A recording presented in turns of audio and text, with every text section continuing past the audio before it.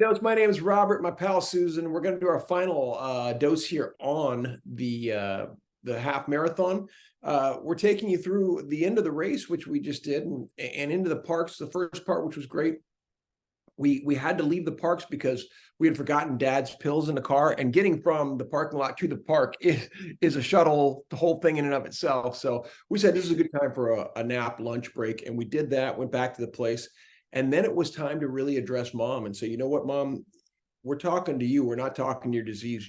You need to come to the park. You didn't come all the way down to Anaheim to sleep in a Verbo bed.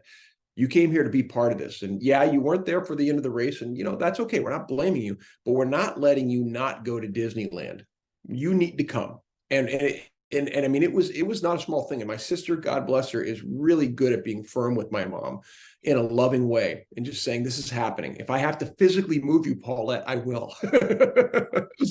And my mom, not violently, but fear-wise, fighting that, and got her and holding her hand and walking her out, getting her to the park, helping her recognize, hey, there's a wheelchair for you too. Having Mom and Dad each in a wheelchair, and each of us pushing them. Such a beautiful thing. And Julie there to then guide us through the park and make sure, the lines are right. This, that, and the other. So Chris and I each have a chair. Julie's got the park stuff. We were a super team. Yeah. And we just had a spectacular night of riding rides together. And again, my mom likes roller coasters too.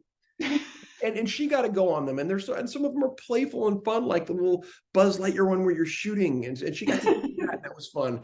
And Space Mountain, which she knew was classic, and Indiana Jones and Haunted Mansion and Pirates of the Caribbean, which 25 years prior, we had taken my grandma, my mom's mom, near the end of her life, to the point where I had to hold my grandma's head steady. My aunt warned me, my mom's sister, because her neck had some pins that couldn't be shaken. And so as we went down that flume, and just hold her neck. I said, what do you mean? Just do it. Here we go. And there's the pirate, dead men, tails, no tails. I'm like, oh. Oh, God. Grandma survives, and my mom survives, and my dad survives, and we have a lovely evening. Just a lovely evening. We closed the park down. We were there till midnight. And amazing. So we've been up effectively almost 24 hours at that point by the time we got home. Yeah. And slept pretty well, and needed to get out the next morning, and there's all the kind of getting things ready and getting out. And we get back on the road, and now it's like relatively good. I had one last issue, which was really funny. Driving between the Tejon Pass between LA and like Bakersfield, a pretty good mountain pass, not a lot of services. And I had mistimed my own bathroom break needs, and I had to pee. And there's nowhere to go. And I was thinking about pulling over the side of the road. I'm like, that's pretty dangerous. You're on a major highway, Highway 5. And my dad's got his little pee bottle, or not little, it's good sized pee bottle. I said, Dad, I'm making an executive decision here. And he's like, oh, help yourself. And driving, on the Highway 5, I had to go pee in the bottle. I was like, this is not the father-son bond I was considering, but it happened. And just a couple miles later, there was a rest stop. And, of course, right. Walk into the rest stop with the pee bottle. Hi, everybody, just my pee, pouring it out. You're so funny. Get back on the road, and we headed home from there, and played favorite music for Dad. All of you just reminiscing and remember when and telling the stories. Or were you tired? Not that much, and maybe that's kind of again another bittersweet, because you might expect that, right? Number one, Dad's memory, even in that sense, wasn't that great. He wasn't quite sure what to make of the park the night before. I hope it's in there long term for him, and I hope maybe the pictures help spur it. But when I was asking about that, he didn't really remember it clearly. I was like, oh, well, I know what happened.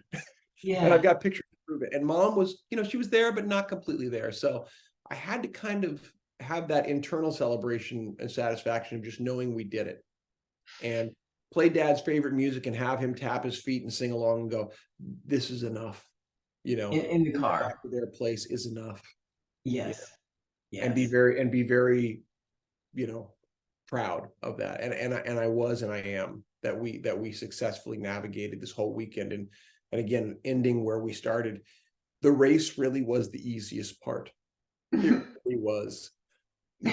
Everything in between, and all the caregiving And I know well, shout out to our friend Kelly, where she talks about the difference between being a care partner and a caregiver. I was a caregiver that weekend.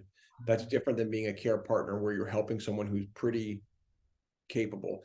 My parents just aren't that capable at this point through no fault of their own. They, almost 80, they've got significant illnesses, and that's just the role. The role of a caregiver is different than a care partner, and it is exhausting, and it needs a lot more attention, a lot more support, a lot more funding. And I just ask any and everybody listening to this to please do everything you can to support caregivers.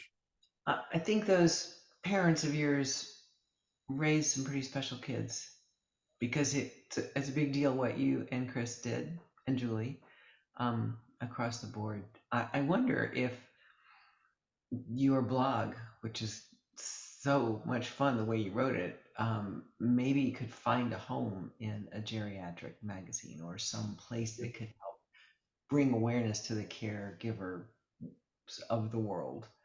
It's a good idea because, like you say, it stretches long enough to have some meat to it. So we'll see. We're going to put it up, and you know what? The good news is it'll be out there, just like these doses. And by the way, thank you to everybody who continues to like and subscribe. We're almost at 800 subscribers. Our magic number's always been 1,000. YouTube tells us that's the metric we're looking for. So please keep finding subscribers for us, and so we can continue to get this out there and help people. And if you want to be a guest with us to share your story, particularly within the Parkinson's community, but if there's something beyond that fits other things we talk about, aging, care partnering, caregiving,